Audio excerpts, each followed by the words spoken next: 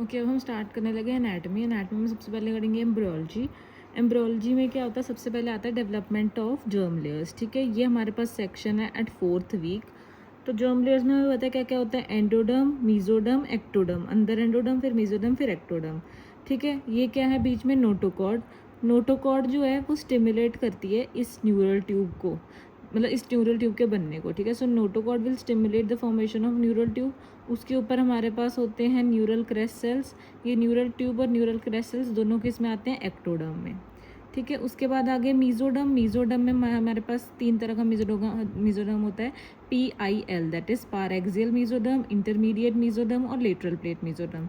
Lateral plate mesoderm के बीच में हमारे पास क्या होता है, इंट्राएम्ब्रियोनिक सिलोम, जो कि डिवाइड करता है ऊपर सोमैटोप्यूरिक और नीचे स्प्लैंक्नोप्यूरिक में। तो सोमैटो वाला ऊपर है, स्प्लैंक्नोप्यूरिक नीचे है ऑफ द इंट्राएम्ब्रियोनिक सिलोम।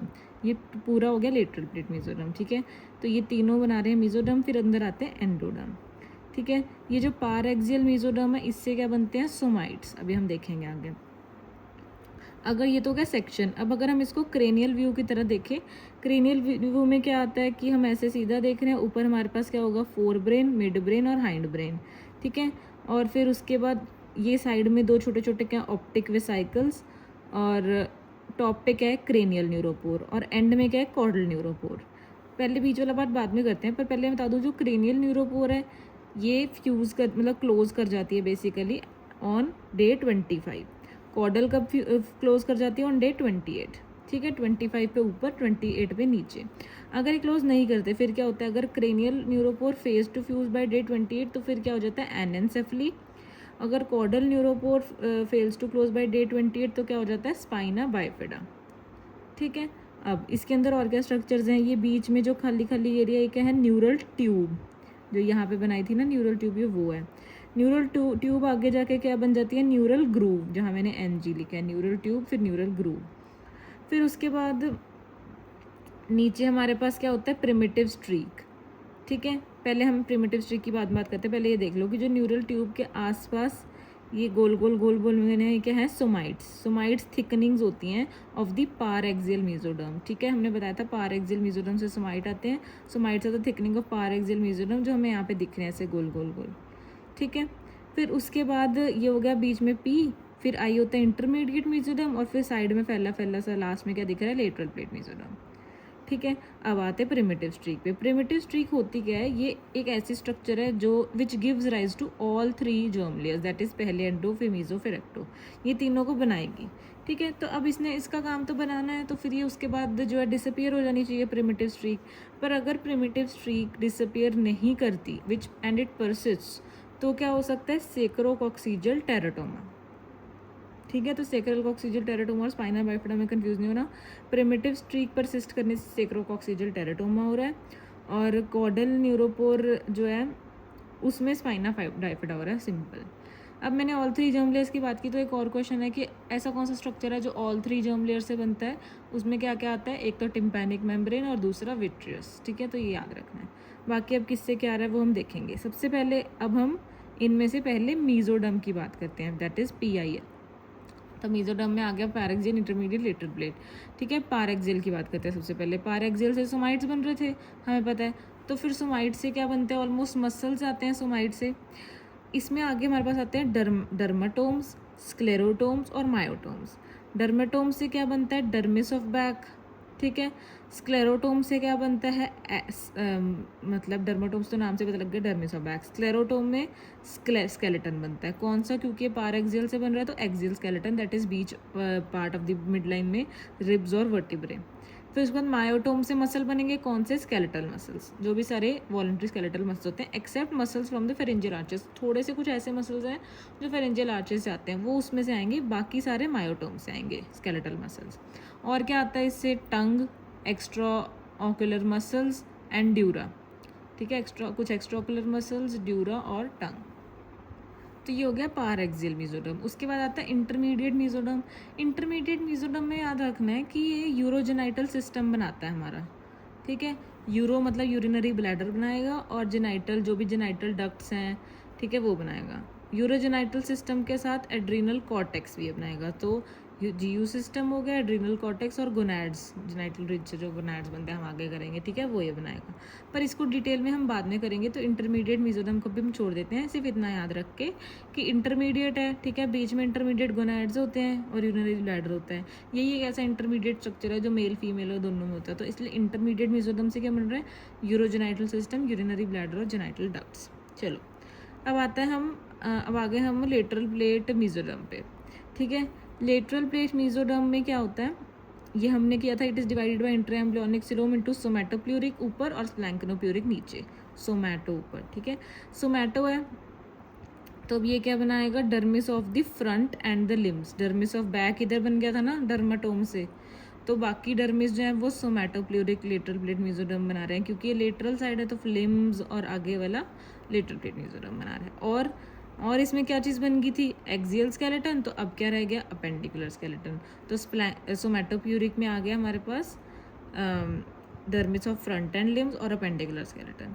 स्प्लैंक्नोप्यूरिक में क्या है, अब स्प्लैंक्नोप्यूरिक में उसमें क्योंकि हमने कर लिया था स्केलेटल मसल, तो अब हम इसमें करेंगे कार्डियक मसल और smooth muscle, most of the smooth muscle, ठीक है। और क्या आ सकता है साथ में, reticulo endothelial system, that is spleen, उसके साथ माइक्रोग्लाया, सिरोजा और एंडोथीलियम, ठीक है।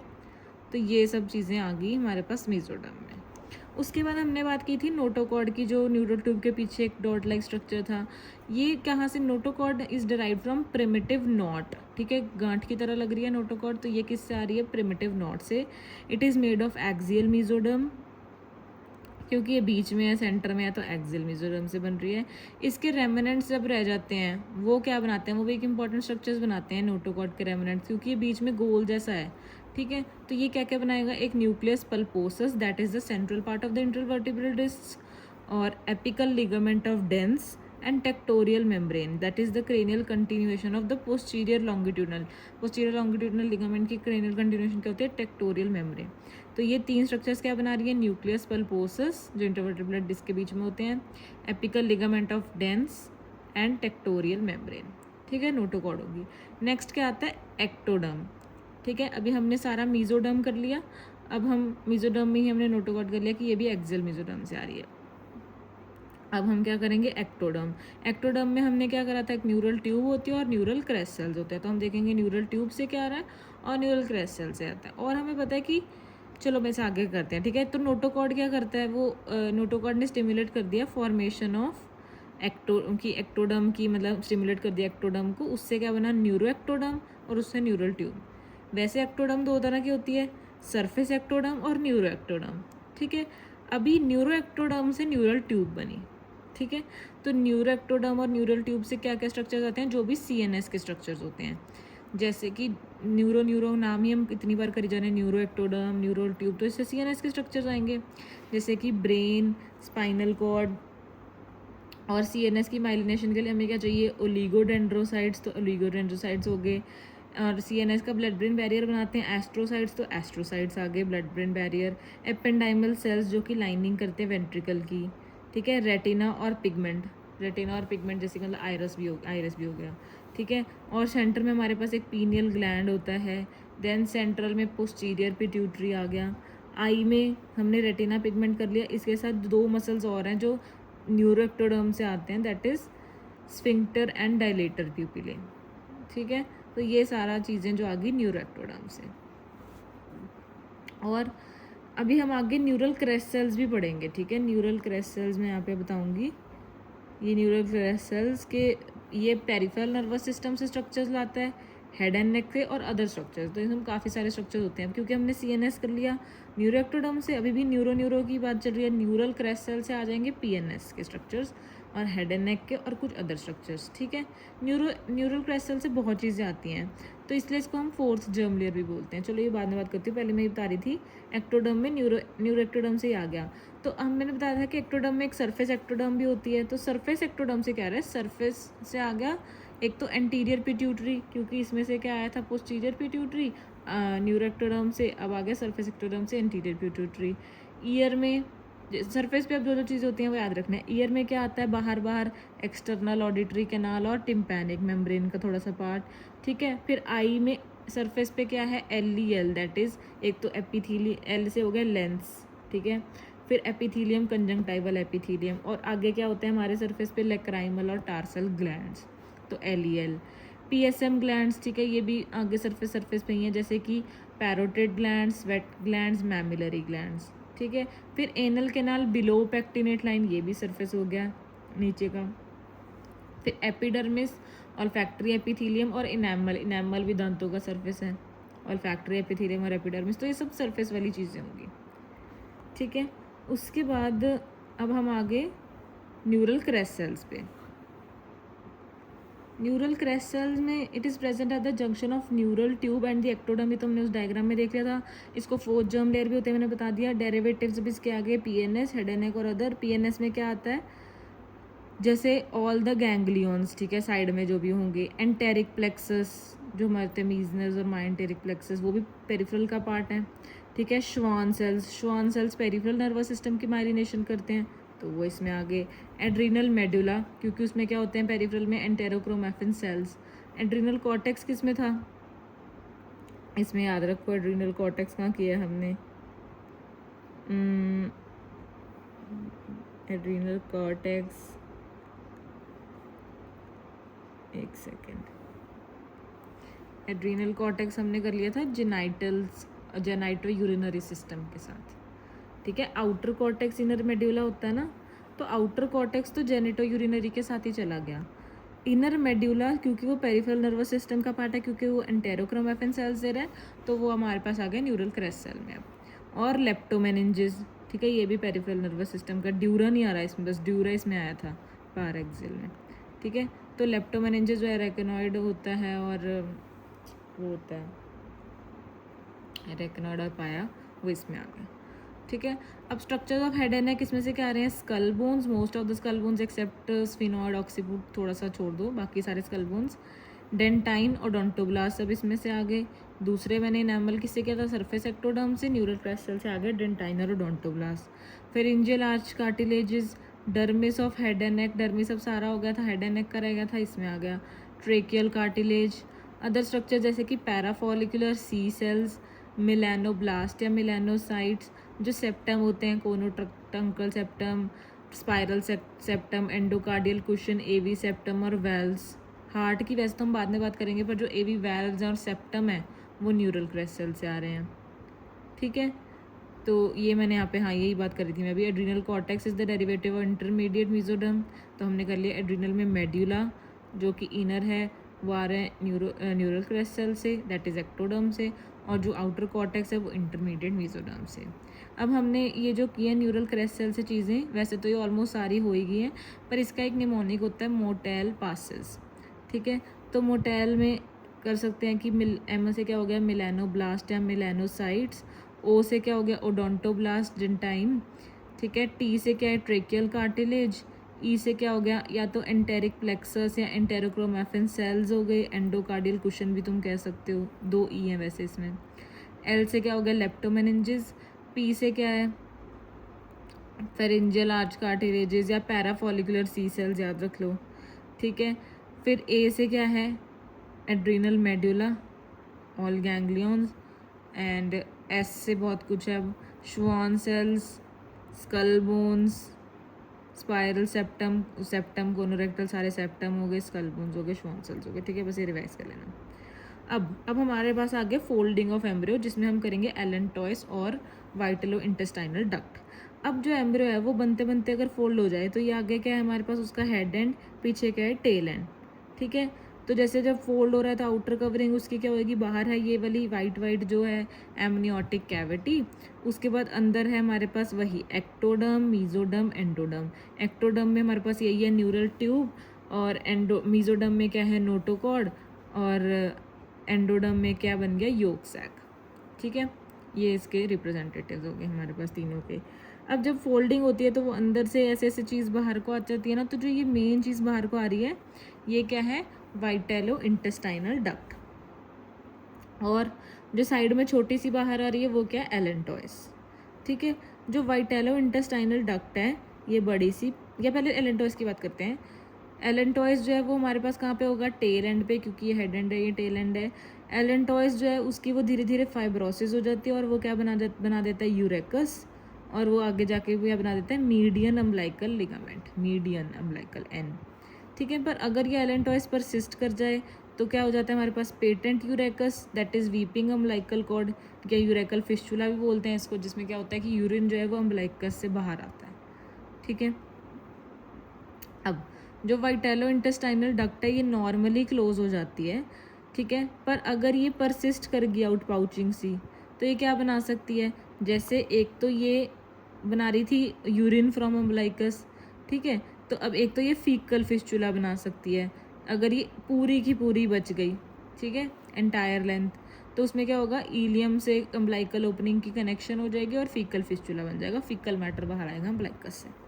अगर सिर्फ प्रॉक्सिमल पार्ट इसका प्रॉक्सिमल पार्ट जो है वो रह गया, फिर क्या बनेगा हमारे पास मैकल्स डाइवर्टिकुलम। तो इससे दो चीज़ें बन रही है, मैकल्स डाइवर्टिकुलम और फीकल फिस्चुला।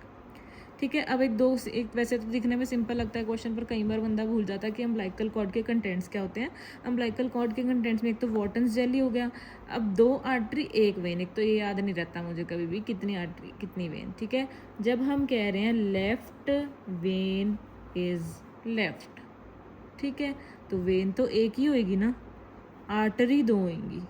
ठीक है, तो 2A 1V, एक ही वी दुनिया में अच्छा है, ऐसे याद रख लो। ठीक है, चलो 2 आर्टरी 1V। एलेंटॉइस और वाइट, ये दोनों चीज़ें एलेंटॉइस और वाइटलो इंटेस्टाइनल डक्ट भी होते हैं इसमें, तभी यहाँ पे बताया गया है। नेक्स्ट आ गया हमारे पास डेवलपमेंट ऑफ डायफ्राम। डायफ्राम के डेरिवेटिव्स करने के लिए हमें डायग्राम देखना है। ठीक है, सबसे पहले ये साइड पे जो है पर्पल पर्पल कलर के, ये क्या है, मसल्स ऑफ डायफ्राम। ठीक है, तो ये क्या है, ए पार्ट जो इस मतलब इससे बनते हैं मसल्स ऑफ डायग्राम, तो this is body wall mesoderm या सर्वाइकल सोमाइट्स, इससे बनते हैं मसल्स ऑफ डायफ्राम। फिर उसके बाद सेंटर को क्या बोलते हैं, क्रूरा। ठीक है, तो क्रूरा ऑफ डायफ्राम किससे बनेगा, डॉर्सल मिजेंट्री ऑफ ईसोफेगस से। इसको ये भी एक, ये आगे क्योंकि इसके पीछे ईसोफेगस है मान लो, ठीक है, यहाँ पर तो ईसोफेगस की भी एक मिजेंट्री होती है पीछे की। ठीक है, that is dorsal mesentery of oesophagus, उससे ही बनता है मेन क्रूरा ऑफ डायफ्राम। ठीक है, ये इंपॉर्टेंट है, मैं अभी इसके बारे में आगे बताऊंगी। उसके बाद आ गया जो ये है, अब हमारे अपने ये वाला देख लेते हैं, जो ये लाइट पिंक सा पार्ट है पूरा का पूरा, सेंट्रल टेंडन बोलते हैं हम इसको। तो ये सेंट्रल टेंडन किससे बन रहा है, सेप्टम ट्रांसवर्स एरियम से, that is undivided lateral plate mesoderm.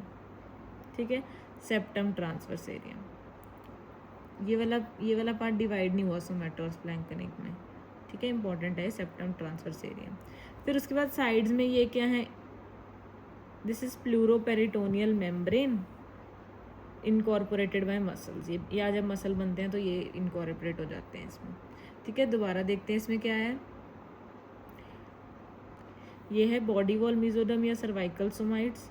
ठीक है, फिर है dorsal mesentery of oesophagus, septum transversarium और प्लूरोपेरिटोनियल मेम्ब्रेन, ये इंपॉर्टेंट है प्लूरोपेरिटोनियल मेम्ब्रेन। ठीक है, इसमें मसल्स आएंगे, ये साइड वाले से मसल्स आ रहे हैं, ये भी मसल आ रहे हैं, बीच में क्या क्रूरा बन रहा है और इससे सेंट्रल टेंडल बन रहा है। अब अप्लाइड एनाटमी क्या है कि अगर तो ये प्लूरोपेरिटोनियल मेम्ब्रेन ना हो, ठीक है, absence of pleural peritoneal membrane, तो क्या होएगा, नीचे से सारे इंटेस्टाइनल कंटेंट ऊपर आ जाएगा, जिसको हम क्या बोलते हैं, कंजेनिटल डायफ्रेगमेटिक हर्निया या बॉक्डालेक्स हर्निया। ठीक है, तो इसमें क्या होगा, absence of pleuroperitoneal membrane, membrane absent, Bochdalek foramen बन जाएगा, इंटेस्टाइन ऊपर आ जाएगी थोरैसिक कैविटी में। ये लेफ्ट में ज़्यादा more common as compare to right, और इससे कॉम्प्लिकेशन क्या हो जाती है, लेफ्ट लंग हाइपोप्लेजिया। ठीक है, अब उसके बाद अगर तो ये प्लूरोपेरिटोनियल मेम्ब्रेन है पर वो बाद में मसल्स इनकॉर्पोरेट नहीं कर पाए उसको, ठीक है, तो क्या हो जाएगा कि अब मेम्ब्रेन था पर मसल्स इनकॉर्पोरेट नहीं कर पाए, तो अभी भी वो वीक तो है ही है, फिर भी इंटेस्टाइनल कंटेंट्स ऊपर आ सकते हैं, पर वो ऊपर तो आ जाएंगे पर वो एक ट्रू हर्निया नहीं होगा क्योंकि अभी भी मेम्ब्रेन से वो सेपरेटेड रहेंगे। ठीक है, सो इसको बोलते हैं eventration of diaphragm. Eventration of diaphragm में क्या हो रहा है, failure of the muscles to incorporate into pleuroperitoneal membrane, intestinal contents in the thorax आ जाएंगे पर separated by a thin membrane, तो this is not a true hernia. ठीक है, अब इसके बाद हम आगे फेरेंजियल आर्चेस पे, that is the core of mesoderm, ठीक है, जो मतलब कोर ऑफ मीजोडर्म होता है बीच में फेरेंजियल आर्चेस में, उसके अंदर वाली साइड पे, इनर साइड पे एंडोडर्म होगा, एंडोडर्म से हमारे पास होंगे बनेंगे पाउचेस, आउटर वाली साइड पे एक्टोडर्म होगा जिससे हमारे पास बनेंगे क्लेफ्ट्स, ठीक है। तो अंदर वाली साइड हमेशा पाउच के अंदर हम कुछ रखते हैं, ठीक है, चीज़ को अंदर रखते हैं उसके, तो एंडोडर्म हो गया। तो इनर वाली साइड पे पाउच है वो एंडोडर्म है, आउटर में क्लेफ्ट है एक्टोडर्म, ठीक है। अब ये हो गई हमारे पास फेरेंजियल आर्चेस। सबसे पहले तो हमें याद रखना है फिफ्थ आर्च नहीं होती, सीधी बात, ठीक है। First second third fourth sixth है, फिफ्थ तो है ही नहीं, ठीक है। अब फर्स्ट ये ग्रीन वाली साइड में जो है मतलब कि बाहर क्या है क्लेफ्ट, अंदर क्या है पाउच, ठीक है। क्लेफ्ट वाली साइड पे जो है एक साइनस बनता है जिसे हम क्या बोलते हैं सर्वाइकल साइनस, बाहर वाली साइड पे ही बनेगा साइनस, सर्वाइकल साइनस जो स्टर्नोक्लीडोमास्टॉइड के पास बनता है, तो ये बाहर हो गया। अंदर वाली साइड पे पाउचेज हो गए, ठीक है। तो पाउच के डेरिवेटिव्स तो सारे होंगे ही एज इट इज़। पहले क्लेफ्ट की बात कर लेते हैं, ठीक है। ये फिर जो सेकंड ओहो तो फिर सेकंड वाली एक तो होगी फर्स्ट क्लेफ्ट, ये सेकंड आर्च के बाद एक आउट ग्रोथ आती है दैट इज सर्वाइकल साइनस, और वो सिक्स्थ पे जाके लगती है, तो इसलिए वो सेकंड थर्ड फोर्थ इन तीनों क्लेफ्ट्स को ऑब्लिटरेट कर देगी। इसे हम क्या इसमें क्या बनेगा cervical sinus. So cervical sinus is formed by the outgrowth of the second arch obliterate second to fourth cleft. ये बाद में जाके चली जानी चाहिए, पर अगर ये परसिस्ट कर जाती है तो क्या बनता है ब्रेंकियल सिस्ट, दैट इज़ जो एक सिस्ट है वो एंटीरियर टू थर्ड ऑफ स्टर्नोक्लीडोमास्टॉइड में बनता है, ठीक है। सो क्लेफ्ट के परसिस्टेंस से क्या बन जाएगा सर्वाइकल साइनस की परसिस्टेंस से ब्रेंकियल सिस्ट जो स्टर्नोक्लीडोमास्टॉइड में बनता है एंटीरियर टू थर्ड ऑफ स्टर्नोक्लीडोमास्टॉइड। हम स्टर्नोक्लीडोमास्टॉइड को हाथ लगा के वो मूवेबल सा होता है, पता लगता है लोगों में, ठीक है। अब जो ये तो सारी क्लेफ्ट चली ही गई, फर्स्ट क्लेफ्ट जो रहती है उससे क्या आ रहा है it is the only cleft to persist. इससे हमारे पास वही बाहर वाली दो चीज़ें आ रही हैं जो हमने एक्टोडर्म में करी थी, सरफेस एक्टोडर्म में, एक दोनों ईयर की, that is external auditory canal और outer layer of tympanic membrane, ठीक है। इतना ही था क्लेफ्ट का काम, क्लेफ्ट का काम तो ख़त्म हो गया। अब आगे पाउचेस, ठीक है। पाउचेस में क्या होता है मतलब एक तो हमने पाउच करने हैं और आर्च के डेरिवेटिव्स करने हैं जो ओरिजिनली आर्चेज हैं, फेरेंजियल आर्चेज। आर्च और पाउच दो चीज़ें रह गई हमारे पास, ठीक है। पहले हम पाउच की बात कर लेते हैं। तो हमारे पास सारे पाउच हैं पर फिफ्थ पाउच नहीं है, मैंने बताया, ठीक है। मैंने यहाँ गलती से लिख दिया, नीचे लिखना था कि फिफ्थ पाउच नहीं है हमारे पास। तो जो फिफ्थ पाउच होता है इट डिसअपियर्स, ठीक है। उसके रेमनेंट को क्या बोलते हैं हम अल्टीमो ब्रैंकियल बॉडी, ठीक है। अल्टीमो ब्रैंकियल बॉडी में क्या होता है neural crest cells migrate here और फिर क्या बनाते हैं parafollicular C cells. Neural crest cells में हमने पढ़ा है पैराफॉलिकुलर सी सेल्स, ठीक है। तो वो अल्टीमो ब्रैंकियल बॉडी की जगह पे बनते हैं, ये याद रखना है। तो अगर क्वेश्चन में पैराफॉलिकुलर सी सेल्स के बारे में पूछा है और क्वेश्चन में न्यूरल क्रेस्ट सेल दिया है तो ऑब्वियसली वही आंसर है। अगर वो नहीं दिया अल्टीमो ब्रैंकियल मार्क करना है फिर, ठीक है। तो इसकी जगह पता होनी चाहिए। अब हम फर्स्ट से शुरू करेंगे, ठीक है। फर्स्ट पाउच से क्या आ रहा है सबसे पहले, अगर हम पाउचेस की बात करें, फर्स्ट पाउच के डेरिवेटिव्स है हमारे पास inner layer of tympanic membrane, क्योंकि टिम्पैनिक मेम्ब्रेन तो हर चीज़ से बन रहा था, ठीक है। उसके बाद टिम्पैनिक कैविटी, ऑडिटरी या यूस्टेशियन ट्यूब, मेस्टोइड एंट्रम, सारा का सारा ईयर वाली चीज़ आ रही है। तो यहाँ पे लिख देते हैं कि फर्स्ट पाउच से हमारे पास सारा ईयर वाली चीज़ें आ रही हैं। सेकेंड पाउच से क्या आ रहा है lining of palatine tonsil including the crypta magna. तो अब सेकेंड वाली से आ गया टॉन्सिल की लाइनिंग।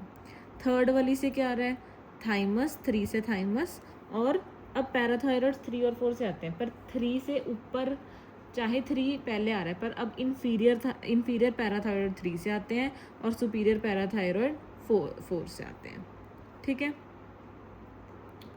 तो अनॉमली ऑफ अगर थर्ड और फोर्थ की पाउच हो जाए तो उससे क्या होता है डिजॉर्ज सिंड्रोम, ठीक है। डिजॉर्ज सिंड्रोम हमने पढ़ा है, it is due to the anomaly of 3 more than fourth pouch, ज़्यादातर 3 से। It is 22q11 micro deletion जिसमें कैच 22 होता है, ठीक है। इसमें एब्सेंट थाइमस होगा और हाइपोपैराथायरॉइडिज्म होगा, क्योंकि इसकी दिक्कत है तभी इस डिजीज़ में थाइमस एब्सेंट होता है और पैराथायरॉइड्स हाइपोपैराथायरॉइड हो जाता है, ठीक है। तो पाउच कर लिए, पहले में सारे ईयर से रिलेटेड, फिर palatine tonsil including crypta magna, third में है थाइमस और इंफीरियर पैराथायरॉयड, फोर्थ है सुपीरियर पैराथायरॉयड, सिक्स्थ पाउच से कुछ नहीं है। फिर उसके बाद अब क्योंकि पाउचेस हो गए, फिफ्थ बता दिया था मैंने डिसअपियर करता है ना, अब पाउचेस हो गए तब आर्टरीज की बात हो गई। चलो अब ये तो वैसे प्रीवियस हिस्ट्री प्रीवियस मेमोरी से भी याद करो, कुछ ना कुछ करी हुई हैं चीज़ें। फर्स्ट आर्च से क्या आएंगी, एम वाली चीज़ें, ठीक है। ये है फर्स्ट आर्च, इसमें मेलियस, इनकस और मैकल्स कार्टिलेज है, ठीक है। तो फर्स्ट आर्च से याद रखना है मैकल्स कार्टिलेज, ठीक है। Malleus, incus, A B M से हो गया। उसके बाद anterior ligament of malleus, sphenomandibular ligament, mandible, maxilla, ठीक है। Zygomatic bone, muscles of mastication, mylohyoid, muscles भी बताने लग गई अब मैं साथ साथ, ठीक है। Muscles of mastication, mylohyoid. अब दो इंपॉर्टेंट मसल्स याद रखने इसमें, एंटीरियर बेली ऑफ डायगैस्ट्रिक और टेंसर विलाई पैलेटिनी, ठीक है। आर्टरी कौन सी है, ये भी एम से, मैक्सिलरी आर्टरी। और नर्व कौन सी है, mandibular nerve, that is V3, मतलब बेसिकली थर्ड उसकी ट्राइजेमिनल की थर्ड है ना। चलो जो भी है, ठीक है। तो सब एम वाली चीज़ें आ गई, जब आप नोट करोगे तो इसे रिवाइज करो, एम वाली कौन कौन सी चीज़ें हैं। चलो इसके बाद मैं भी अगला चलती हूँ।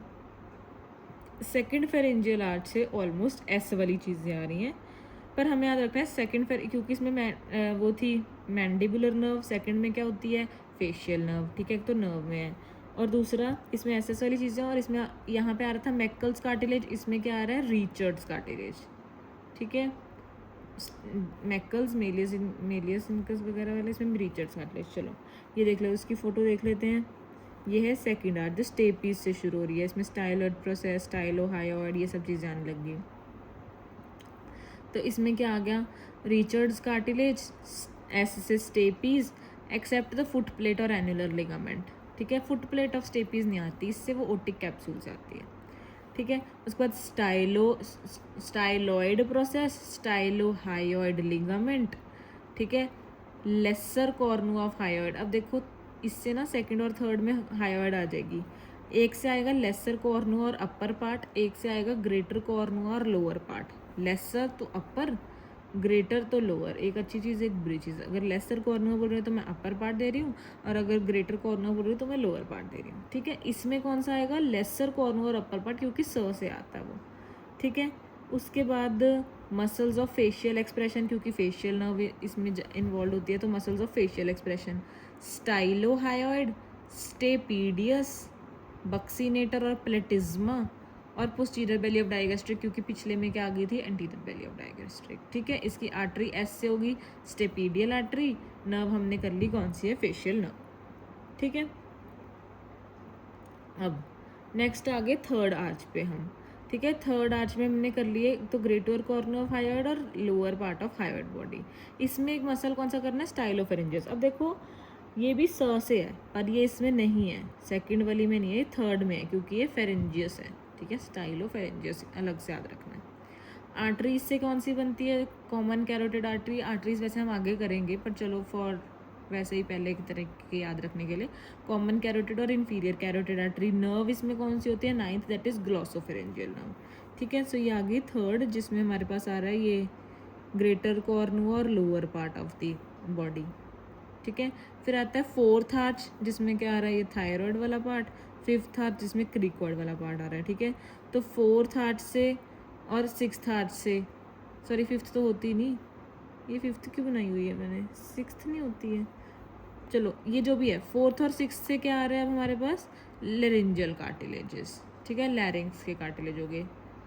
तो अब हमने ना कुछ बातें याद रखनी है इसमें, हमारे ये सप्लाई होती है बाय 10th वेगस नर्व, ठीक है।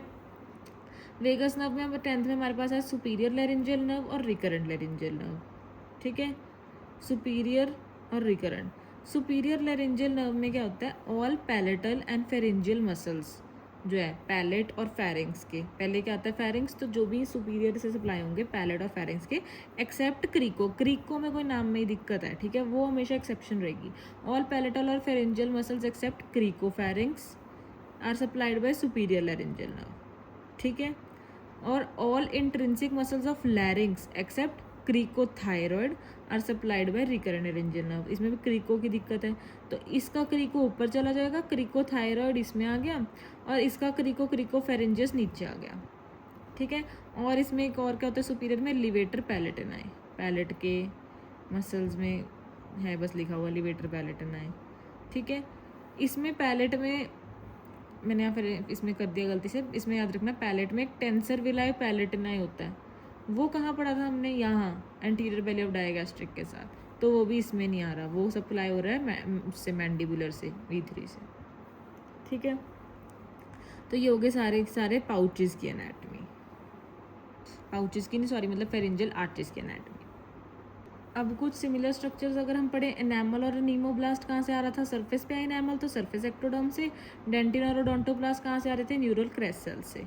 आई मसल्स में स्फिंक्टर और डायलेटर प्यूपिले कहाँ से आ रहा था, न्यूरो एक्टोडर्म से, यहाँ पे हमने किया था न्यूरो एक्टोडर्म में सबसे पहले, ठीक है, स्फिंक्टर और डायलेटर प्यूपिले। सिलियारिस कहाँ से आ रहा है, न्यूरल क्रेस्ट सेल से, सी से सिलियारिस, न्यूरल क्रेस्ट सेल, देखो सी। और एक्स्ट्राओक्युलर मसल्स कहाँ से आ रहे थे, पारएक्सियल मीजोडर्म से। तो सारे मसल्स वैसे तो बॉडी के मीजोडर्म से आते हैं, सिर्फ उसके एक्सेप्शन अब क्या मीजोडर्मल ही होते हैं ना सारे के सारे, उसमें भी अगर आर्चिस से भी आ रहे हैं तो आर्चिस भी मीजोडर्म से ही बन रही हैं, ठीक है। तो पर एक्सेप्शन क्या है कि कौन से मसल्स मीजोडर्म से नहीं आ रहे हैं, दैट इज ये वाले याद रखने हैं हमने, स्फिंक्टर और डायलेटर प्यूपिले और सिलियारिस। स्फिंक्टर और डायलेटर प्यूपिले न्यूरो एक्टोडर्म से और सिलियारिस न्यूरल क्रेस्ट सेल से, ठीक है। एक्टोडर्म ही है बेसिकली ये तीनों, ये क्रेस्ट सेल हो गए और ये न्यूरो एक्टोडर्म हो गए, ठीक है। दैट इज़ ये न्यूरल ट्यूब से, वो मान लो ना न्यूरल ट्यूब वाले पार्ट से आ गए, न्यूरल क्रेस्ट सेल वाले पार्ट से आ गए। अब हम आगे डेवलपमेंट ऑफ हार्ट पे, ठीक है। सबसे पहले हमारे पास क्या होती है, हार्ट बनने के लिए एक हार्ट ट्यूब होती है, ठीक है। हार्ट ट्यूब किससे बनती है, हमने क्या पढ़ा था कि कार्डियक मसल किससे आ रहा है, स्प्लैंक्नोप्यूरिक उससे आ रहा था ना, स्प्लैंक्नोप्यूरिक लेटरल प्लेट मीजोडर्म में अभी भी दिखा ही देती हूँ अगर नहीं याद आ रहा, ये रहा, स्प्लैंक्नोप्यूरिक से कार्डियक मसल आ रहा था, तो इसलिए हार्ट ट्यूब भी कहाँ से डेवलप हो रही है, स्प्लैंक्नोप्यूरिक लेटरल प्लेट मीजोडर्म से, उसका cranial end of the embryo, ठीक है। आगे हार्ट ऊपर होता है तो क्रेनियल एंड पे आता है, ठीक है। अब इस हार्ट ट्यूब की हमने पिक्चर को याद रखना है और इसके हमने पार्ट्स याद रखने हैं। इसमें क्या है हमारे पास, इसको हमने 1 2 3 4 5 पार्ट्स में डिवाइड कर दिया, और ऊपर और नीचे वाले पार्ट राइट और लेफ्ट ऐसे ऐसे डिवाइडेड हैं, इस पिक्चर को याद रखना, ठीक है। ऊपर क्या है, ट्रंकस आर्टीरियोसिस, फिर बल्बस कॉर्डिस, फिर प्रिमिटिव वेंट्रिकल, फिर प्रिमिटिव एट्रियम, फिर साइनस विनोसिस। वेंट्रिकल ऊपर आएगा, एट्रियम क्योंकि हम पता ही फोल्ड करके पीछे से ऊपर जाएगा, ठीक है। So truncus arteriosus, bulbus cordis, primitive ventricle, primitive atrium और sinus venosus. Sinus venosus right और लेफ्ट हॉर्न्स में डिवाइडेड है, ठीक है। अब किससे क्या बन रहा है ये हम नीचे से स्टार्ट करते हैं, फिर हम इसकी फोल्डिंग देखेंगे। सबसे पहले हम बात करते हैं ये राइट और left horn of sinus venosus की। साइनस विनोसिस वेन, अब साइनस विनोसिस वी से है, विनोसिस का मतलब इससे वेन्स बन रही हैं, ट्रंकस आर्टीरियोसिस, आर्टीरियोसिस का मतलब इससे आर्टरीज बन रही हैं, ठीक है। तो साइनस विनोसिस से वेन्स बन रही हैं, तो वेन्स में जो देखो जो जिसका ये राइट और लेफ्ट में डिवाइड हो गया, जो इसका लेफ्ट हॉर्न है वो तो चला ही जाएगा, ठीक है, लेफ्ट हॉर्न रिग्रेस कर जाएगा और उससे क्या बनेगा, कोरोनरी साइनस। कोरोनरी साइनस होता है हमारी बॉडी में, ठीक है। तो लेफ्ट वाला रिग्रेस करके कोरोनरी साइनस बना रहा है।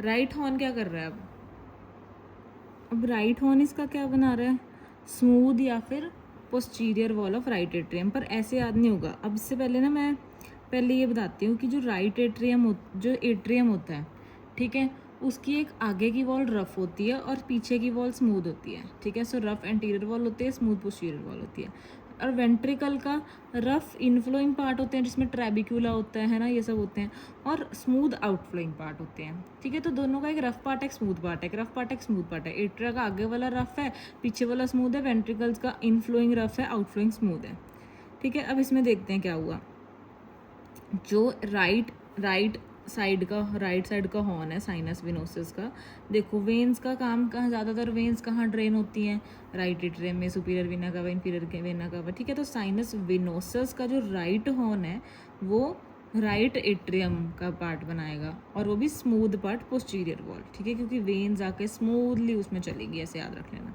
ठीक है। So smooth posterior wall of right atrium बना रहा है साइनस विनोसस, ठीक है। उसके बाद आ गया प्रिमिटिव एट्रियम है इसके बाद, ठीक है। प्रिमिटिव एट्रियम से ऑब्वियसली एट्रिया बनेगा, तो इसमें दोनों एट्रिया का मतलब राइट और लेफ्ट दोनों एट्रिया का रफ पार्ट बन रहा है, ठीक है। इसका काम मुश्किल वाला काम, प्रिमिटिव एट्रिया, तेरा नाम ही एट्रिया, तुझे मुश्किल वाला एट्रिया बनाना पड़ेगा, मतलब रफ वाला एट्रिया बनाना पड़ेगा दोनों का। तो राइट और लेफ्ट एट्रियम का रफ पार्ट, ठीक है। तो राइट एट्रियम का स्मूथ भी हो गया, रफ भी हो गया, लेफ्ट का रफ हो गया, पर लेफ्ट का जो स्मूथ होता है ना, smooth posterior wall of left atrium, वो बस एब्जॉर्प्शन ऑफ पल्मनरी वेन से ही बन जाता है। लेफ्ट एट्रियम में पल्मनरी वेन्स आती हैं, वहाँ पल्मनरी वेन्स आके घुस के उसको बना लेती हैं। जैसे ये मैंने बताया था कि राइट एट्रियम में सुपीरियर और इंफीरियर वेना का वार है, तो वो साइनस विनोसिस से बन रहा है, ठीक है। उसके बाद आ गया primitive ventricle. Primitive ventricle obviously ventricle बनाएगा, ठीक है। सबसे मुश्किल वेंट्रिकल कौन सा होता है? लेफ्ट वेंट्रिकल, उसका भी सबसे मुश्किल पार्ट हो गया रफ, तो ये rough part of left ventricle बनाएगा, that is the trabeculated part of the left ventricle, ठीक है। उसके बाद आ गया बल्बस कॉर्डिस। बल्बस कॉर्डिस अब दो पार्ट्स में डिवाइड करता है, प्रॉक्सिमल पार्ट और डिस्टल पार्ट, ठीक है। बल्बस कॉर्डिस का प्रॉक्सिमल पार्ट जो है बनाता है ऊपर वाला पार्ट, रफ पार्ट, प्रॉक्सिमल वाला पार्ट जो है वो मुश्किल काम करेगा अब इसमें, ठीक है। वो बनाएगा rough part of the right ventricle, ठीक है। Rough part of left ventricle इसने बना दिया था, rough part of right ventricle इसका प्रॉक्सिमल पार्ट बना देगा, दैट इज ट्रैबिकुलेटेड पार्ट। और जो बल्बस कॉर्डिस का डिस्टल पार्ट है वो दोनों वेंट्रिकल्स का स्मूथ पार्ट बना देगा, ठीक है। तो अब याद रखना है हमने कि बल्बस कॉर्डिस का प्रॉक्सिमल पार्ट है और डिस्टल पार्ट है। जो प्रॉक्सिमल पार्ट है वो रफ वाला बनाएगा ऑफ राइट वेंट्रिकल, क्योंकि रफ ऑफ लेफ्ट वेंट्रिकल ये बना चुका है, और ये क्या है, दोनों का ही स्मूथ पार्ट बनाएगा, ठीक है। उसके बाद टॉप पे क्या आ गया, ट्रंकस आर्टीरियोसस। ट्रंकस आर्टीरियोसस आर्टरीज बनाएंगे, तो इससे असेंडिंग अयोटा और पल्मनरी ट्रंक बनेगा। हो गया सारा का सारा। अब फिर उसके बाद इसकी फोल्डिंग कैसे हो जाती है कि ये वाला पार्ट, ये मैंने वैसे वीडियो देखी थी, उससे थोड़ा ज़्यादा विजुअलाइज हो पाएगा, ठीक है। कि ये जो बल्बस कॉर्डिस वाला पार्ट है, जिससे क्या बन रहा है हमारे पास राइट वेंट्रिकल, वो आगे को आ जाएगा। प्रिमिटिव वेंट्रिकल से लेफ्ट वेंट्रिकल बन रहा है वो पीछे को चलेगा, और नीचे जिससे एट्रिया बन रहा है वो और भी पीछे से घूम के ऊपर को आएगा, ठीक है। तो ये पूरा ऐसे करके घूम जाएगा। अब मैं इसको समझा नहीं सकती इससे बिना 3D वीडियो के, ठीक है। तो अब एक सेकेंड, ये वाला पार्ट, ये इसको रीड कर लेते हैं फटाफट उल्टा ही। साइनस विनोसस का जो लेफ्ट था उससे क्या बना, कोरोनरी साइनस। उसके राइट से क्या बना, smooth part of right atrium. Primitive atrium से क्या बना, रफ पार्ट ऑफ दोनों राइट एट्रियम और लेफ्ट एट्रियम। प्रिमिटिव वेंट्रिकल से trabeculated part of left ventricle. Bulbar cordis के प्रॉक्सिमल पार्ट ने, ऊपर वाले ने बनाया trabeculated part of right ventricle, या फिर मतलब रफ पार्ट है ना। डिस्टल या कोनस ने, डिस्टल वाले को अच्छा कोनस कह रहे हैं, डिस्टल वाले को कोनस कह रहे हैं, उसने फिर इसलिए smooth part of both ventricles बनाया। ट्रंकस आर्टीरियोसस ने असेंडिंग अयोटा और पल्मनरी ट्रंक बनाया। जो ट्रंक असेंडिंग अयोटा और पल्मनरी ट्रंक होता है, it is divided by conotruncal septum. Conotruncal septum हमने कहाँ पढ़ा था, न्यूरल क्रेस्ट सेल से बन रहा था। अगर ये कोनोट्रंकल सेप्टम नहीं होता तो फिर पेटेंट ट्रंकस आर्टीरियोसस बनता है, ठीक है। ये वाला पेज हो गया। नेक्स्ट आगे आर्टीरियल डेवलपमेंट, ठीक है। आर्टीरियल डेवलपमेंट में हमें मेन बात क्या याद रखनी है, एक तो साइड में ये डोर्सल एक तो बीच में एयोटिक सैक होता है। ये एयोटिक सैक किससे है, वो जो नीचे हम हार्ट ट्यूब बना रहे थे ना, उसके बाद ही ऊपर एक एयोटिक सैक बनता है, ठीक है। तो एयोटिक सैक हो गया। उसके बाद साइड पे हमारे पास डोर्सल अयोटा होता है, राइट डोर्सल अयोटा और लेफ्ट डोर्सल अयोटा, ठीक है। और बीच में क्या है हमारे पास, फेरेंजियल आर्च की ब्रांचेस, ठीक है। तो बीच में फेरेंजियल आर्चेस ने हमें इसको इससे जोड़ना है। तो एयोटिक सैक का हॉर्न हो गया, ठीक है। एयोटिक सैक के हॉर्न्स होते हैं, फिर उसके बाद फेरेंजियल आर्च की आर्टरीज आती हैं, फिर डोर्सल अयोटा आते हैं, और उसके बाद सेगमेंटल आर्टरीज में ये बन जाते हैं, ठीक है। अब मैं ये समझाने से पहले याद दिलाना चाहूँगी, ये मैं भूल जाती हूँ क्योंकि हमेशा आर्च ऑफ अयोटा की ब्रांचेस कैसे होती हैं, राइट साइड पे होती है हमारे पास एक ब्रेकियोसेफेलिक, ठीक है। राइट साइड पे ब्रेकियोसेफेलिक, फिर वो आगे जाके राइट सबक्लेवियन और राइट कॉमन कैरोटिड में डिवाइड होती है। लेफ्ट साइड में सीधा ही एक लेफ्ट कॉमन कैरोटिड आ जाती है और एक लेफ्ट सबक्लेवियन आ जाती है, ठीक है। अब हम इसको स्टार्ट करते हैं।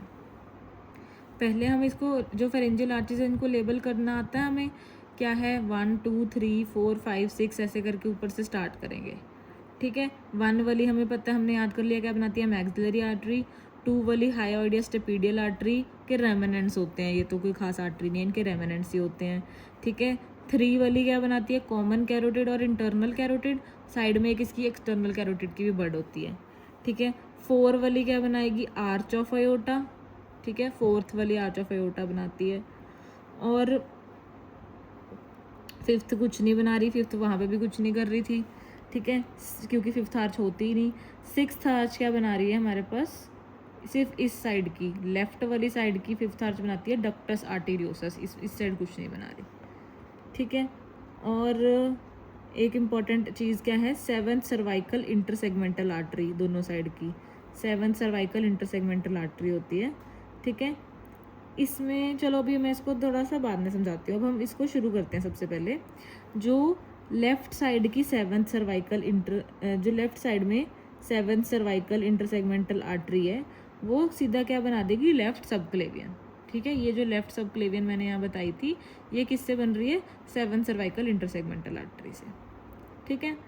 अब राइट सबक्लेवियन कौन बनाएगा, क्योंकि राइट सबक्लेवियन डायरेक्ट नहीं आ रही, तो वो पहले ब्रेकियोसेफेलिक से आ रही है, तो वो एक तो 4th आर्च और 7th सर्वाइकल इंटरसेगमेंटल मिल के बनाएंगे राइट साइड की सबक्लेवियन, क्योंकि वो डायरेक्ट नहीं आ सकती, इसकी तो डायरेक्ट 7th इससे आगे सर्वाइकल इंटरसेगमेंटल से, इसमें 4th आर्च और राइट 7th से आएगी। उसके बाद क्या आ गया, उल्टा चल रहे हैं हम, ठीक है। 7th की बात कर ली, 6th की बात करते हैं। 6th में इस साइड राइट साइड पे कुछ नहीं हो रहा, जो लेफ्ट साइड पे मतलब क्या हो रहा है, पहले तो दोनों साइड में ही 6th की जो प्रॉक्सिमल पार्ट है वो आगे जाके क्या बना रही है, लंग बर्ड्स, मतलब आगे जाके कनेक्ट हो रही है लंग बर्ड से, तो वो क्या बना रही है, पल्मोनरी आर्टरी, ठीक है। तो दोनों साइड की 6th जो है वो लंग बर्ड से कनेक्ट हो रही हैं, जो that is invaded by pulmonary artery. तो दोनों में 6th के में हमने प्रॉक्सिमल और डिस्टल में डिवाइड कर दिया, प्रॉक्सिमल लंग बर्ड से कनेक्ट होगी। 6th में डिस्टल राइट साइड पे कुछ नहीं कर रही, लेफ्ट साइड पे जो डिस्टल है वो क्या बनाती है, डक्टस आर्टेरियोसस, जो बर्थ के बाद फिर फाइब्रोस हो जाता है, अगर वो परसिस्ट कर जाए तो क्या बोलते हैं हम उसको, पेटेंट डक्टस आर्टेरियोसस, ठीक है। अब हो गया 6th, 5th तो होता ही नहीं, 5th आर्च तो डिजनरेट ही कर जाती है। अब 4th ने क्या किया, 4th वाली ने, मैंने आपको क्या बताया था कि जो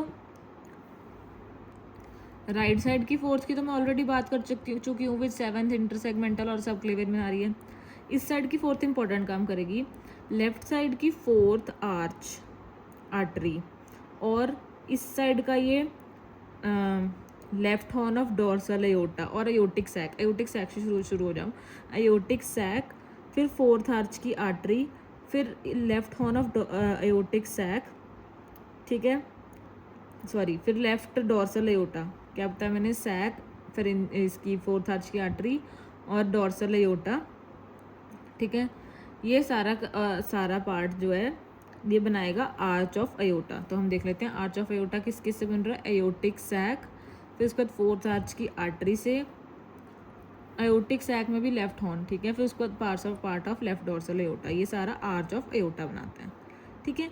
अब इसके बीच में एक और चीज़ है, इस साइड का एओटिक सैक तो इसके साथ मिलके आर्च ऑफ एओटा बना रहा है, इस साइड का एओटिक आर्च क्या कर रहा है, इस साइड का एओटिक आर्च ब्रेकियोसेफेलिक आर्टरी बना रहा है, जो ये वाली थी ब्रेकियोसेफेलिक, ये एओटिक आर्च से बनी, फिर 4th आर्च से और इंटरसेगमेंटल से ये बनी 7th इंटरसेगमेंटल सर्वाइकल इंटरसेगमेंटल से, इस साइड की डायरेक्ट 7th इंटर सर्वाइकल से ये बन गई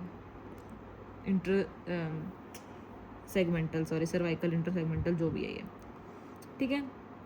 4th की बात होगी। अब हमने करना है 3rd आर्च क्या बना रही है, 3rd आर्च हमें पता है क्या बना रही है, उसका जो प्रॉक्सिमल पार्ट है 3rd आर्च का वो CC है, दैट इज़ कॉमन कैरोटिड बना रही है, उसका डिस्टल पार्ट जो है वो उसके साथ मिलके ऊपर वाले के साथ मिलके क्या बना रहा है, इंटरनल कैरोटिड, और एक बड है उसका जो बना रहा है एक्सटर्नल कैरोटिड, ठीक है। फिर सेकंड हमने कर ली हायोइड स्टेपिडियल, ऊपर हमने कर ली मैक्सिलरी। तो ये सारा आर्टेरियल सिस्टम कैसे आ रहा है ये हमने कर लिया। अब इससे एक और इस डायग्राम से एक और बात करनी है हमने कि जो रिकरेंट लेरिंजियल नर्व है, ठीक है, वो राइट साइड की छोटी होती है, लेफ्ट साइड की बड़ी होती है। क्यों? क्योंकि हमने लेफ्ट साइड पे इतना काम कर लिया, हमारे पास लेफ्ट साइड में 2nd 3rd 4th सिक्स्थ तक, बेसिकली सिक्स्थ तक आर्चेस काम कर रही हैं। इधर की तो सिक्स्थ चली गई थी, ठीक है, फिफ्थ तो होती ही नहीं।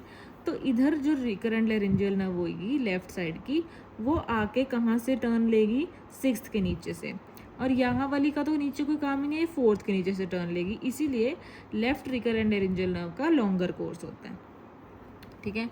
सो लेफ्ट साइड में the recurrent laryngeal nerve hooks under the left sixth arch, तो which is limited by ligamentum arteriosum, तो इसलिए इसका लॉन्गर कोर्स होता है। राइट साइड में it hooks just below the fourth arch, और क्योंकि फिफ्थ और राइट वाली जो सिक्स्थ है वो डिजनरेट कर जाती है, इसलिए इसका शॉर्टर कोर्स होता है। अब 2 अप्लाइड एनाटमी है, फटाफट से कर लेते हैं। सबसे पहले है डिस्फेजिया ल्यूसोरिया। इसमें क्या होता है कि जो राइट साइड की फोर्थ आर्च है, ठीक है, फोर्थ आर्च आर्टरी, वो अगर ऑब्लिटरेट कर जाती है, ठीक है, तो क्या होगा, persistence of caudal part of right dorsal aorta.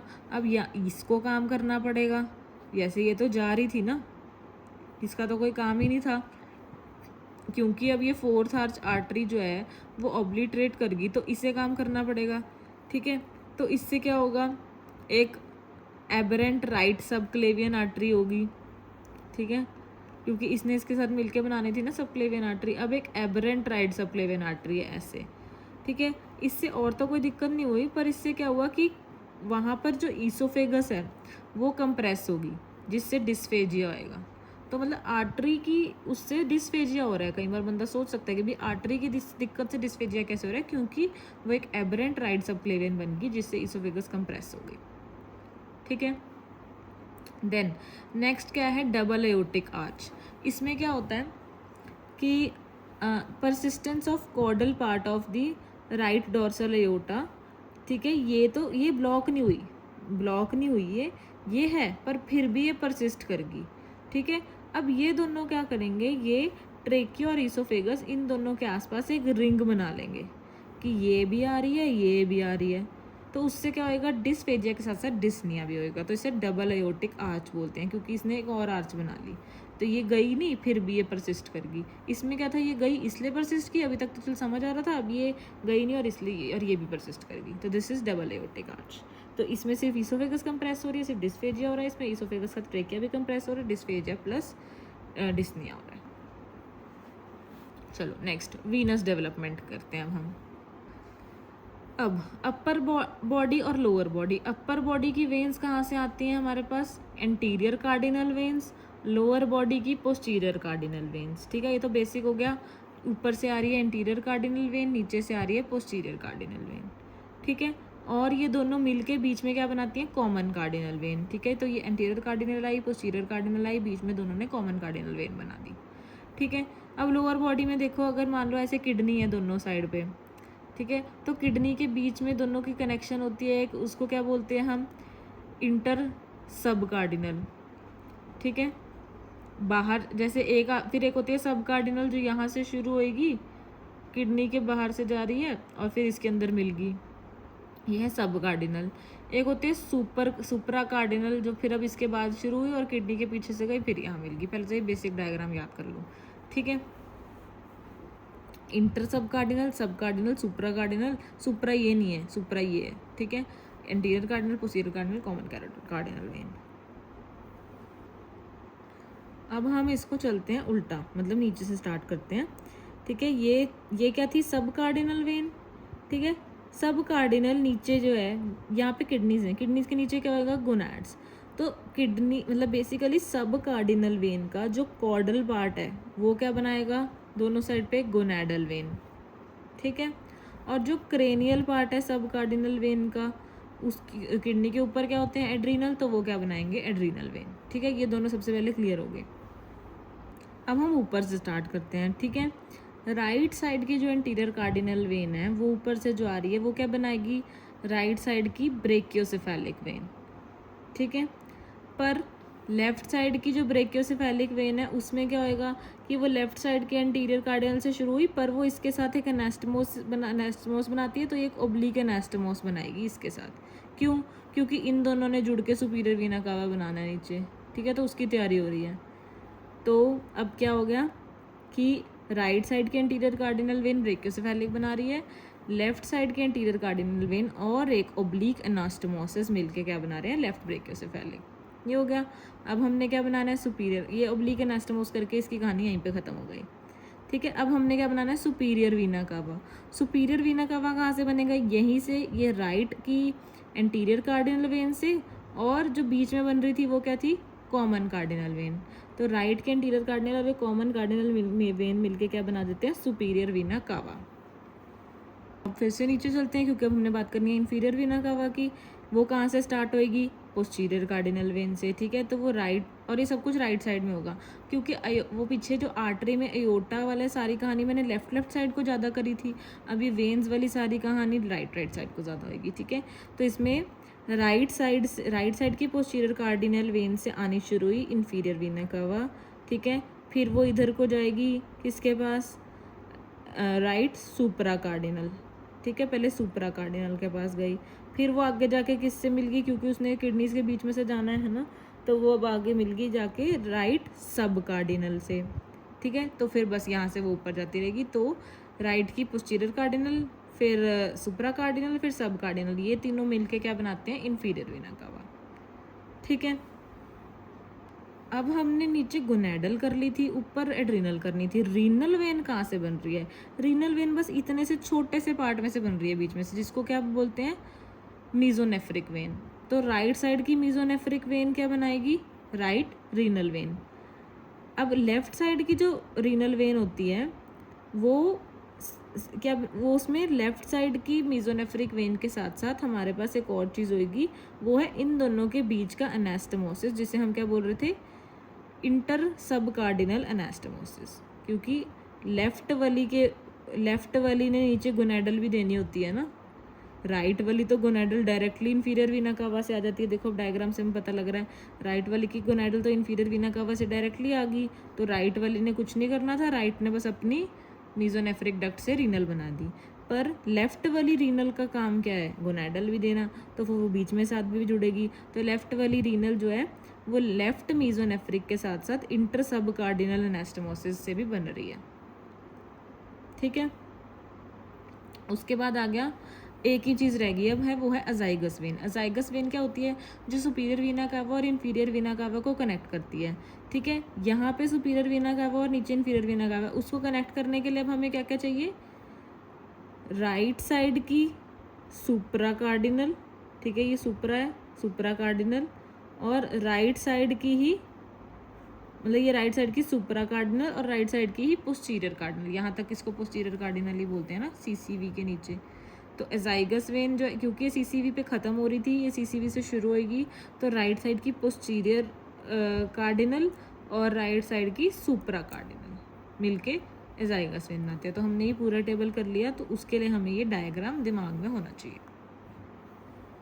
अब कंपैरेटिवली थोड़ी इजी चीज़ें तो हम जल्दी चलेंगे। ठीक है, अब है meso development of GIT. GIT में क्या होता है, मीज़ोगैस्ट्रियम और उसके डेरिवेटिव्स। ये जो ग्रीन कलर का है, ये क्या है, मीज़ोगैस्ट्रियम, जो बीच में स्टमक होता है। ठीक है, इन फ्रंट ऑफ ये डेवलपिंग स्टमक है, in front of developing stomach जो मीजोगैस्ट्रियम है उसको हम बोलते हैं वेंट्रल मीजोगैस्ट्रियम, पीछे वाले को बोलते हैं डोर्सल मीजोगैस्ट्रियम। जो वेंट्रल मीजोगैस्ट्रियम है वो किससे डेराइव्ड होता है, सेप्टम ट्रांसवर्सेरियम से।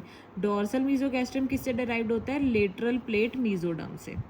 ठीक है, पीछे वाला आ गया लेटरल प्लेट मीजोडम से, आगे वाला आ गया सेप्टम ट्रांसवर्सेरियम से। अब आगे वाली से क्या क्या बन रहा है, क्योंकि आगे एक लीवर है तो लीवर के लिगामेंट, जैसे कि ट्रायंगुलर लिगामेंट और कोरोनरी लिगामेंट। ठीक है, और जो लिगामेंट इसको लिवर को एंटीरियर एब्डोमिनल वॉल से जोड़ता है वो कौन सा है, फैल्सिफॉर्म लिगामेंट, और लिवर को स्टमक से कौन जोड़ रहा है, लेसर ओमेंटम। ठीक है, तो इसमें चार चीज़ें आ गई, triangular ligament, coronary ligament, falciform ligament, फिर लेसर ओमेंटम। उसके बाद पीछे वाली साइड क्या क्या आएगा, एक तो जो स्टमक को स्प्लीन से कनेक्ट कर रहा है गैस्ट्रोस्प्लीनिक लिगामेंट, स्टमक को जो डायफ्राम से कनेक्ट कर रहा है गैस्ट्रोफ्रेनिक लिगामेंट, स्प्लीन को किडनी से कर रहा है लीनो रीनल लिगामेंट। ठीक है, और आगे था लेसर ओमेंटम, तो पीछे क्या हो जाएगा, ग्रेटर ओमेंटम ऑफ स्टमक।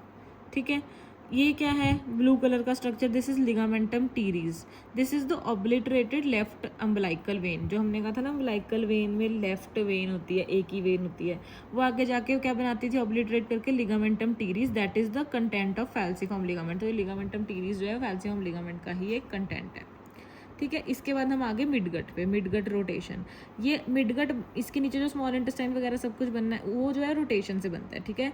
तो नॉर्मल रोटेशन कितनी होती है 270 डिग्री, मतलब 90 डिग्री की 3 बार रोटेशन होगी एंटी क्लॉकवाइज, ठीक है।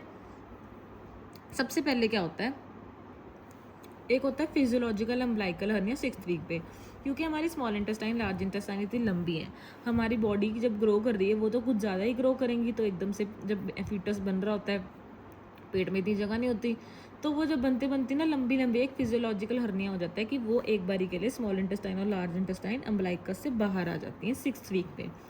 तो 6th वीक पे क्या होता है फिजियोलॉजिकल अम्बिलिकल हर्निया।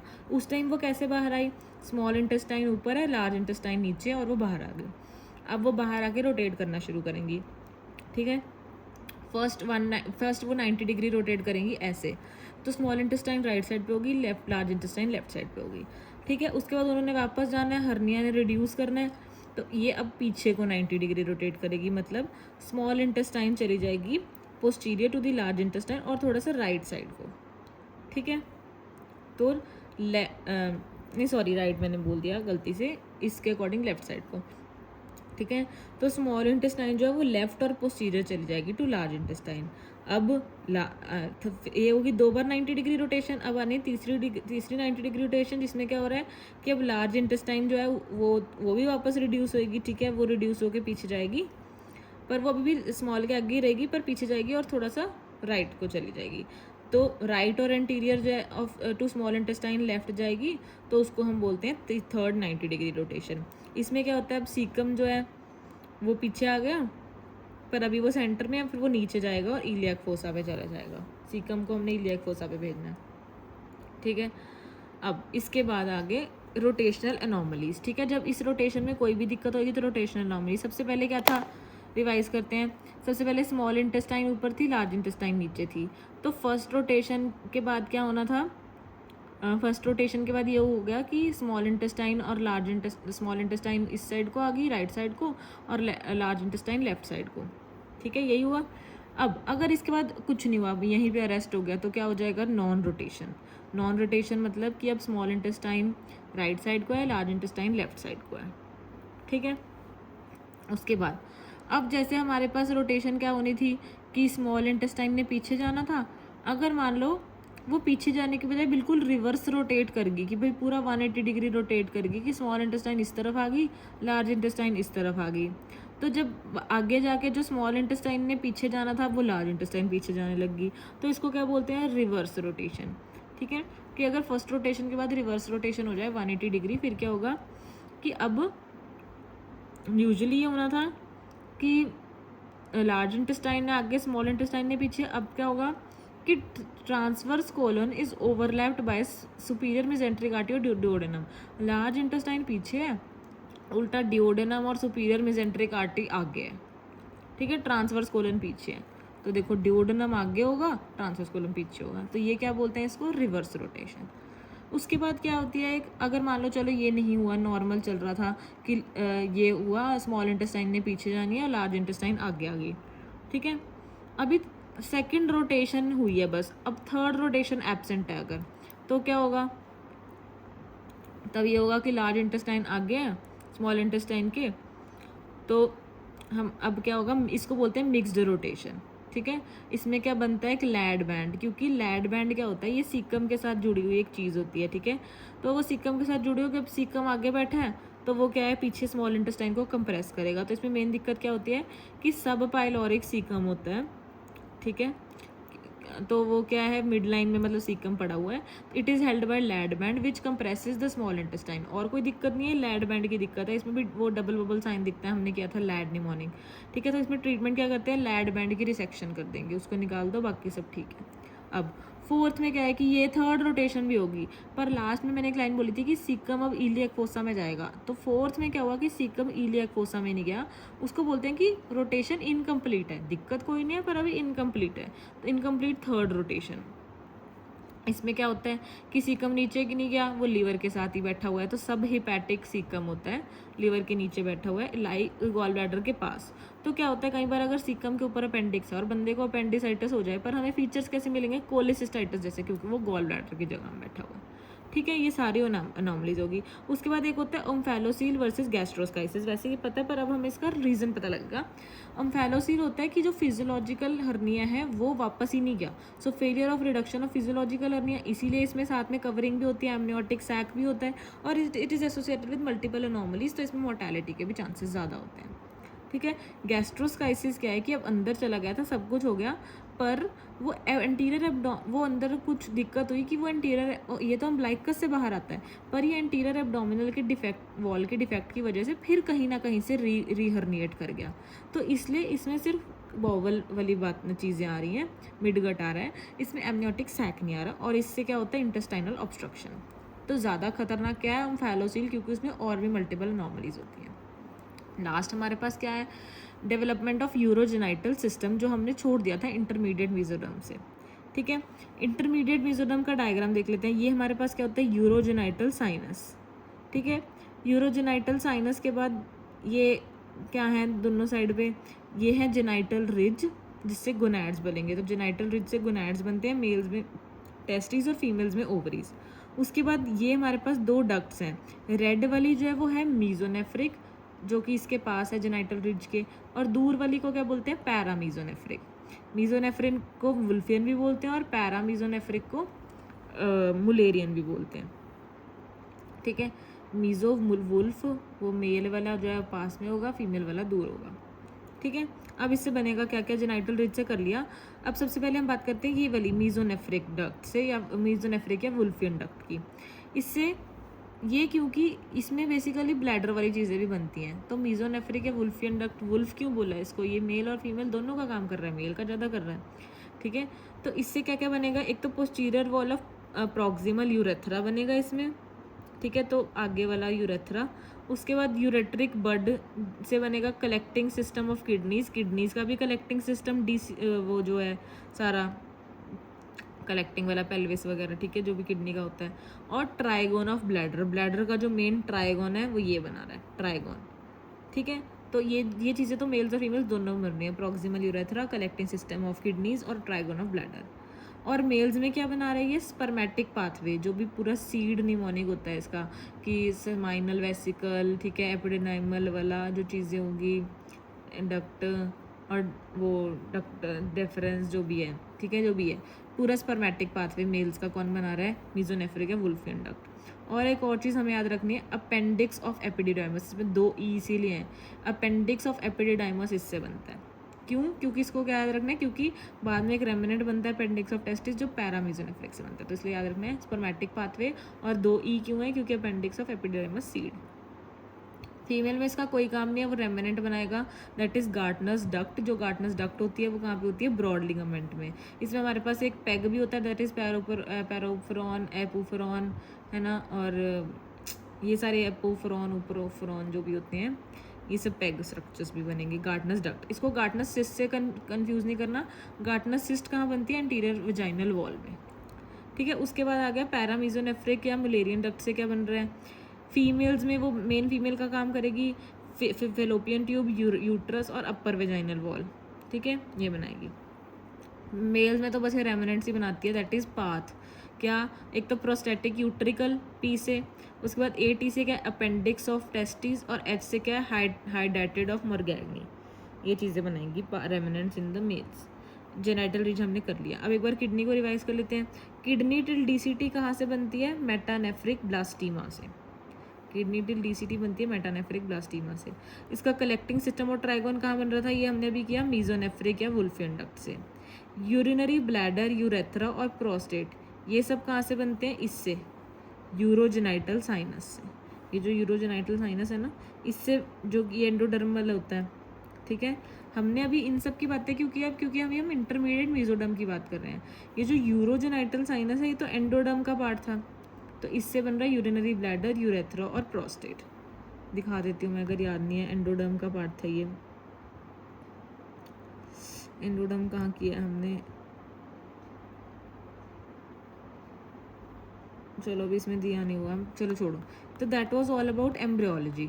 ठीक है, एम्ब्रियोलॉजी के बाद हमारे पास आती है हिस्टोलॉजी। हिस्टोलॉजी बहुत छोटी सी है, भी साथ में कर ही लेते हैं। सबसे पहले आगे टाइप्स ऑफ एपिथीलियम, ठीक है। सिंपल स्क्वैमस कहाँ पे मिलेंगे, जो कि सिंपल ऐसे स्क्वैमस होते हैं जहाँ पे हमें डिफ्यूजन करानी है, पतले पतले स्ट्रक्चर्स जैसे कि endothelium of blood vessels, mesothelium of pleura and peritoneum. Peritoneum भी याद रखना है, ठीक है, ये भी पतला सा होता है। सो स्क्वैमस, सिंपल स्क्वैमस और एल्वियोलाई, क्योंकि यहाँ पे भी डिफ्यूजन चाहिए।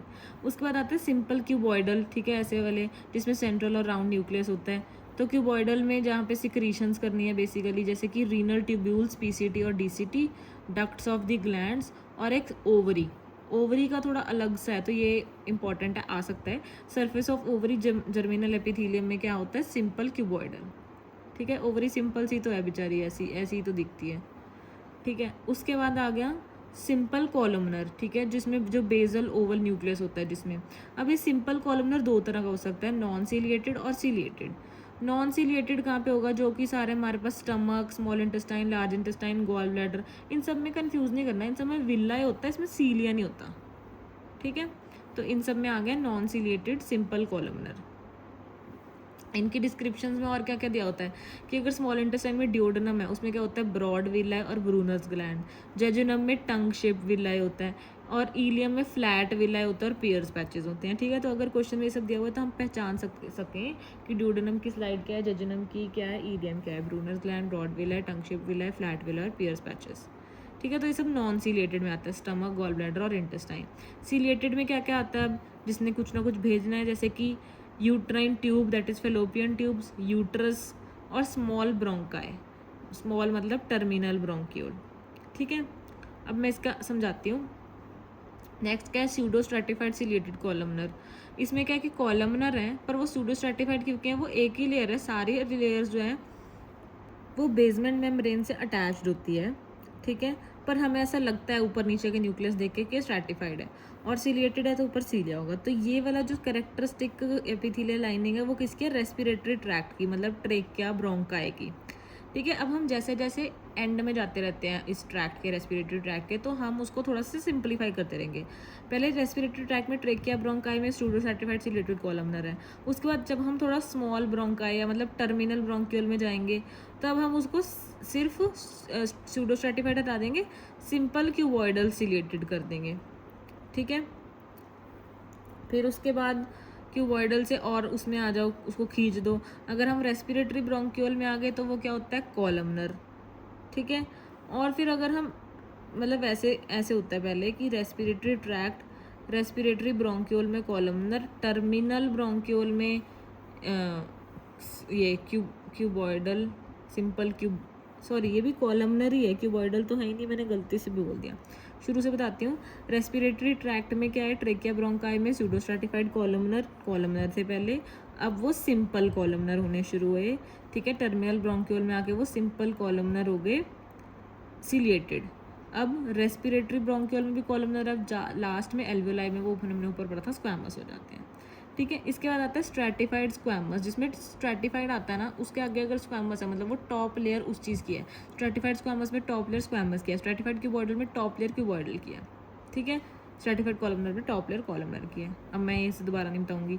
स्ट्रैटिफाइड स्क्वैमस में क्या होता है, हमारे पास दो टाइप्स की, एक तो कैरेटनाइज और नॉन कैरेटनाइज। कैरेटनाइज हमें पता है एपिडर्मिस ऑफ स्किन में मिलेगी, कैरेटिन है तो, ठीक है। नॉन कैरेटनाइज किस किस में होती है, जो एंट्री एग्जिट पॉइंट्स होते हैं, जैसे oral cavity, oesophagus, vagina, anal canal, below pectinate line, ठीक है।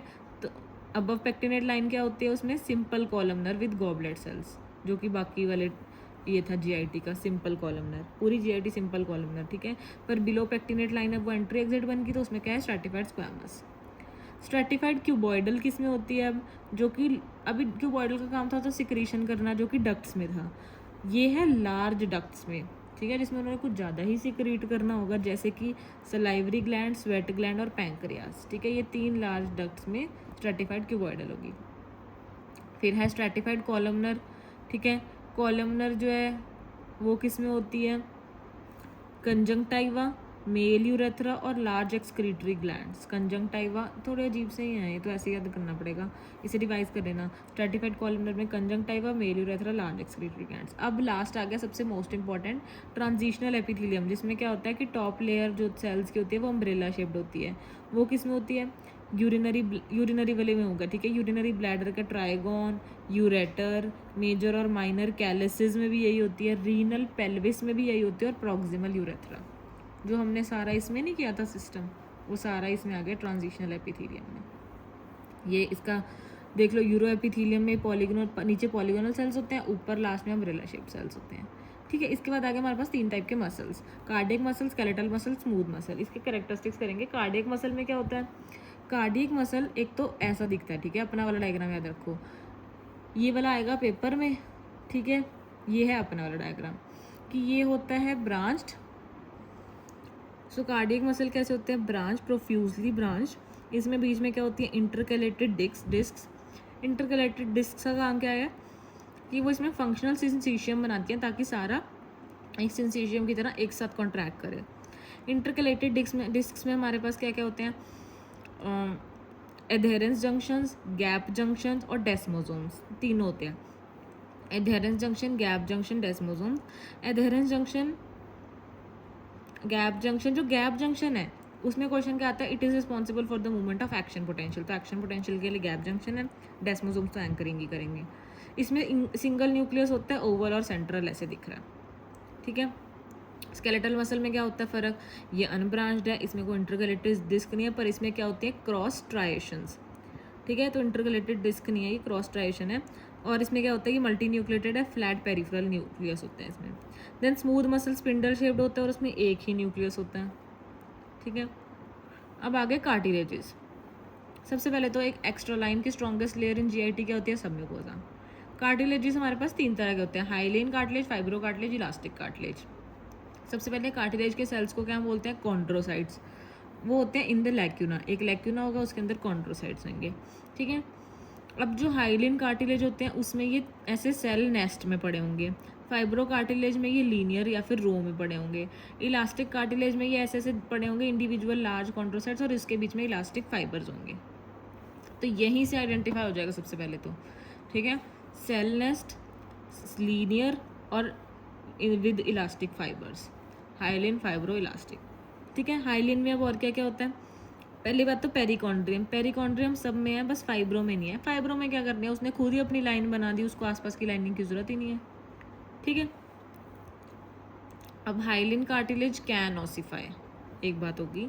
हाइलिन कार्टिलेज के डायग्राम में हमें ये दिख रहे हैं, एक पेरिकॉन्ड्रियम, ठीक है, ये है सेल नेस्ट में कॉन्ड्रोसाइट्स। इसमें हमारे पास होता है इंटर टेरिटोरियल मैट्रिक्स और ये टेरिटोरियल मैट्रिक्स। टेरिटोरियल मैट्रिक्स जो इसके आसपास है और उसके बीच में inter territorial matrix. Perichondrium present, इसका एग्जांपल क्या है? हाइलिन का आर्टिकुलर कार्टिलेज, जॉइंट्स में होता है। जॉइंट्स में हाइलिन कार्टिलेज पढ़ते होते थे ना हम, तो आर्टिकुलर कार्टिलेज। आर्टिकुलर इसमें क्या होता है? Collagen type 2। इसमें और क्या हो गया? क्रिकोइड, थायरॉयड, एरिटेनॉइड, आर्टिकुलर ट्रैकिया, ये सब आ गए हाइलिन में। Cricoid, thyroid, एरिटेनॉइड, trachea. आर्टिकुलर में एक्सेप्शन है कि पेरिकॉन्ड्रियम नहीं होती। अब ये मुझे कंफर्म नहीं है, मतलब अगर ऐसा सा क्वेश्चन आए तो articular can be the answer, कि भी पेरिकॉन्ड्रियम नहीं है फिर भी ये हाइलिन है।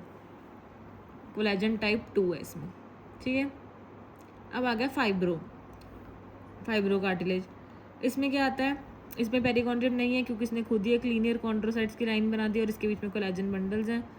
इसका एग्जांपल क्या है? इंटरवर्टिब्रल डिस्क, ठीक है। ये फाइब्रो कार्टिलेज कहाँ पे होता है? इंटरवर्टिब्रल डिस्क में होता है। कोलेजन टाइप 1 है। और कहाँ होगा? इंटरवर्टिब्रल डिस्क के आसपास, जैसे कि सिम्फाइसिस, लेब्रम, मेनिस्काई और आर्टिकुलर डिस्क, ठीक है। Disc, articular disc. लास्ट आ गया इलास्टिक कार्टिलेज। इलास्टिक कार्टिलेज में बीच में इलास्टिक फाइबर्स हैं, इंडिविजुअल लार्ज कॉन्ड्रोसाइट्स हैं, वो इसमें भी ऐसे दिख रहे हैं, बड़े बड़े इंडिविजुअल कॉन्ड्रोसाइट्स हैं, और एक पेरिकॉन्ड्रियम भी है। ये कैल्सीफाई कुल्सीफाई कुछ नहीं करते, ठीक है। इसके एग्जांपल्स क्या होते हैं? ई से इलास्टिक, ई से एपिग्लोटिस, ठीक है। और इलास्टिक ख़त्म कहाँ पे हो रहा है मैं बताती हूँ, 1 मिनट। ई से इलास्टिक, ई से एपिग्लोटिस, और लास्ट में सी से ख़त्म हो रही है। तो सी में क्या है? क्यूनिफॉर्म और कॉर्निकुलेट, छोटे छोटे, ठीक है। और ई से एक और चीज़ क्या होती है? Eustachian tube. यूस्टेशियन ट्यूब के साथ फिर पिन्ना और एक्सटर्नल ऑडिटरी कैनाल।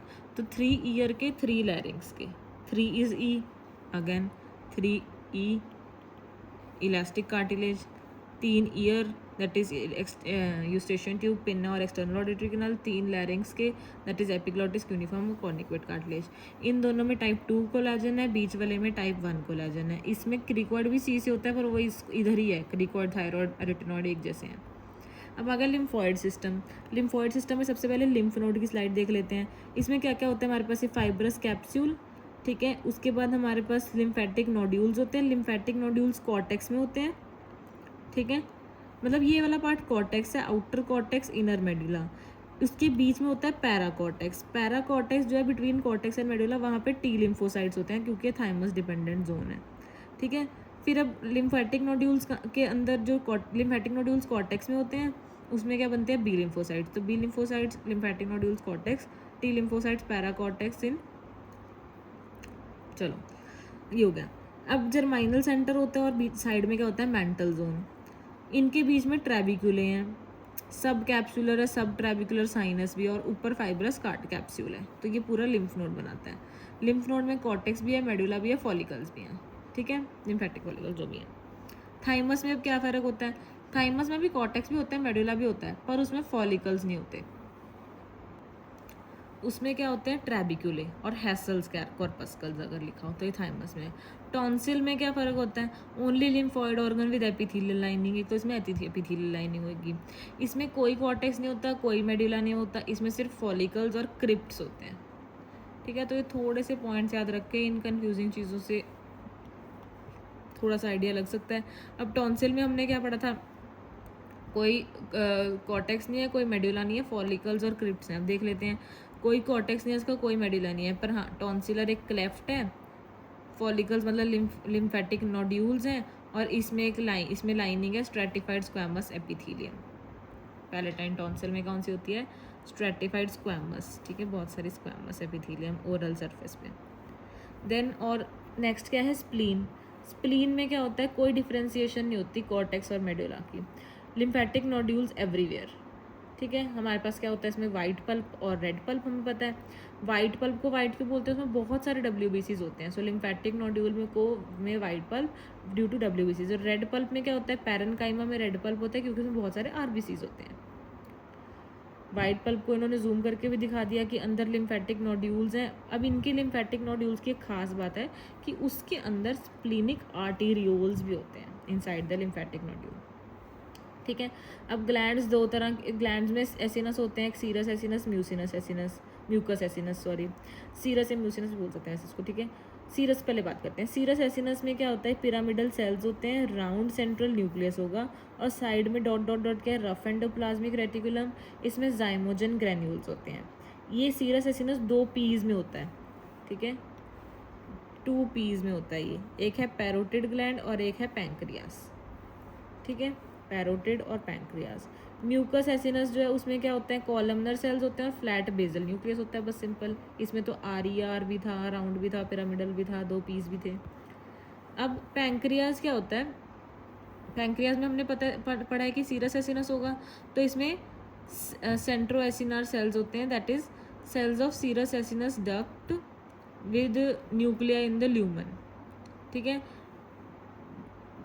बीच में आइलेट ऑफ लैंगरहैंस से तुम्हें पहचानना है बस कि भाई साइड में सीरस एसिनस है, बीच में आइलेट्स ऑफ लैंगरहैंस है, ठीक है। उसके बाद सिबेशियस सलाइवरी ग्लैंड के पैपिला में वो तो कई तरह का हो सकता है, फिलीफॉर्म हो सकता है सलाइवरी ग्लैंड का पैपिला, ठीक है, फोलिएट हो सकता है, फंगीफॉर्म हो सकता है, या सर्कमवैलेट हो सकता है, ठीक है।